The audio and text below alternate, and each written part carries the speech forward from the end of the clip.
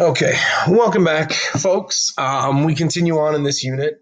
Um, Post World War One, we're going to take a look at the global financial crisis and the political upheaval caused by it, beginning in the West after World War One, but then eventually filtering down to the rest of colonial Africa and Asia, Latin America, etc. So we're going to take a look at the Great Depression and how that economic disaster and the economic pressures that it puts on states around the world leads to the rise of very authoritarian, very absolutist governments, what we know as totalitarian governments, such as the Empire of Japan, Mussolini and the fascist movement in Italy, and probably most importantly and best known, Hitler and the Nazi movement in Germany, right? So under the recommended supplemental viewing, there's a couple of videos to help you kind of look at the breakdown and the difference between what we know as totalitarianism, say that 5 times fast, and fascism. Unfortunately, in common conversation, people use these terms interchangeably, kind of like state and nation, when in reality they are quite different. There is definite overlap between the two, but by no means are they the same thing. Okay. There's also a short little video there called The Power of Nazi Propaganda that I think is extremely helpful. We talked about propaganda in the World War One section of this unit. But as we're going to talk about with totalitarian governments, these regimes begin to perfect the use and the power of propaganda on mass population, especially the Nazis. The Nazis were probably the greatest users of mass propaganda, whether it be movie or radio or print propaganda of any regime that you can name in all of human history. So it's a short little video, but it's a really interesting one and one that answers basically the number one just kind of off the cuff question that I tend to get from world history, which is how could people have ever followed Adolf Hitler? How could they have ever subscribed to this Nazi ideology? And this video and hopefully this lecture will give you a better idea of how desperate economic situations and economic pressures put people in positions where they're willing to accommodate beliefs and lifestyles and actions that morally they would not support in any other time or place, right? Finally, down at the bottom of the recommended supplemental viewing, there's a link to a History Channel series known as Evolution of Evil. This series kind of takes a look at modern 20th and 21st century quote unquote bad guys, hence the name Evolution of Evil. Now, by no means am I saying that the people featured in this series are not genuinely bad people. Many of them are. Um, I have issue with a supposedly reputable channel like the History Channel being subjective like this rather than being objective, by just deeming these people evil from the get-go. But it is a very useful series if you're looking to get kind of a more detailed look at the rise to power of basically all of the totalitarian governments that we're going to talk about. It covers Hideki Tojo in Japan. Obviously, it covers Hitler. It covers Mussolini in Italy, and it covers Stalin in the Soviet Union. So, if you're looking for a more detailed story and better background on them, I recommend watching those episodes because they actually do a pretty good job on that. So, let's start with the Great Depression. And the Great Depression is generally seen as beginning with the US stock market crash in 1929. But that in reality is just the last in a series of dominoes that begins all the way back during World War One, and the financial decisions that are made to not only pay for the war, but also in the post-war process.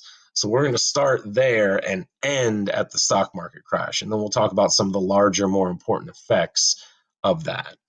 So step one, domino number one in the dominoes of depression, is the cost of World War the best estimates that we have, because um, you know the price of goods and inflation since 1914 has been rather out of control. But the best estimates that we have is that World War One cost the global economy somewhere between 70 to 80 trillion dollars. And I mean, that's just what we know in terms of material costs. That's not counting lost labor, lost production, lost lives. I mean, the cost of World War One in 1914, in terms of the amount of wealth that it destroys and the amount of human resource and human production that it destroys, is probably not calculable. Anyway, so the cost of the war in terms of human capital, in terms of human lives, is pretty dramatic. And all of the countries of the war find different ways to fund the war. France, for example, institutes an income tax for the first time. The German government decides to pay for the entire war by borrowing money, whether it's from German banks or foreign banks, many of those foreign banks in the United States. But essentially, the war pushes all of the states of Western Europe, even with their vast colonial resources, right to the brink of financial breakdown.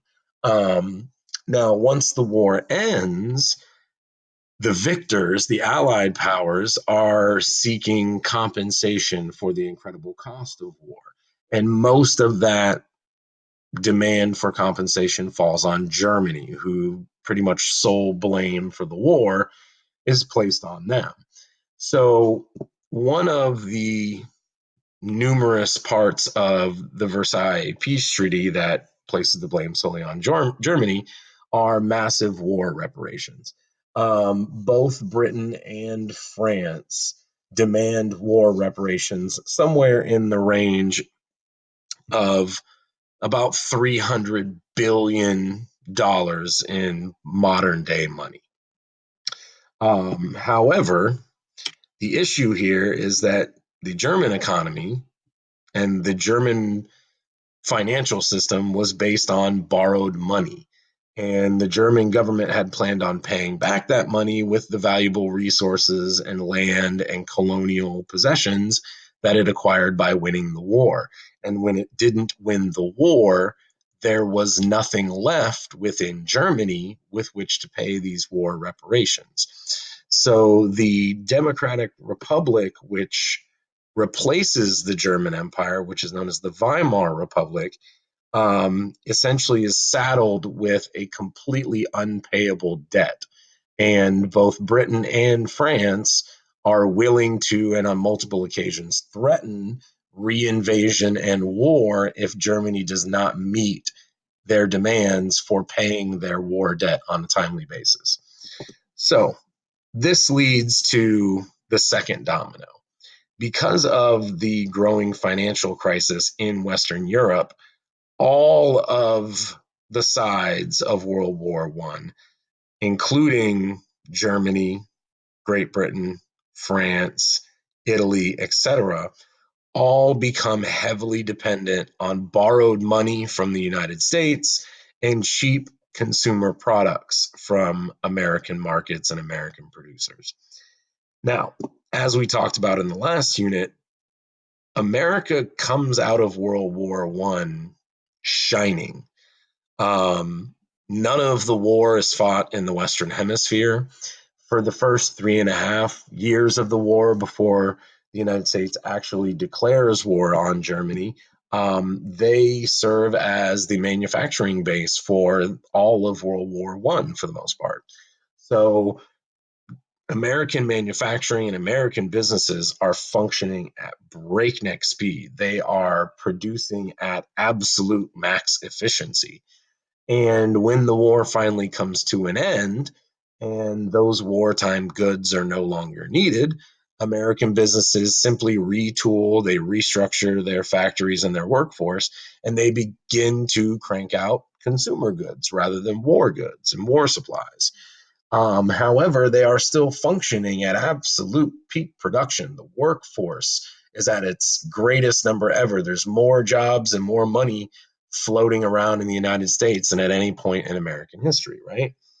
So, with cheap goods and lots of money floating around, American banks begin loaning hundreds of billions of dollars to the countries of Western Europe to rebuild after World War One. Seems like an excellent plan for the United States, and it seems like an excellent way out for the countries of Western Europe. What could possibly go wrong, right? Well, here's what goes wrong. At some point, markets reach saturation, and the markets in Western Europe and the domestic markets in the United States, as well as the overseas colonial markets, start hitting that point of saturation sometime around the mid 1920s. American factories and American businesses are producing so many goods at such a cheap rate and such a cheap price that they overflood not only their own markets, but they also overflood international markets. At the same time, this financial windfall and all of the money that's floating around leads to vast overspending and consumerism within the United States. People begin to buy multiple cars. People begin to buy multiple apartments. There is a sense and a feeling within American culture that the good times are never going to end. The United States has become the superpower, right? And this is part of what we know as the Roaring Twenties, right? This is the time of the flapper and jazz and swing music and speakeasies and Al Capone and gangsterism and all of those kinds of things. Um, but at some point, those good times are going to come to an end, right? And that brings us to domino number 4, the overextension of credit.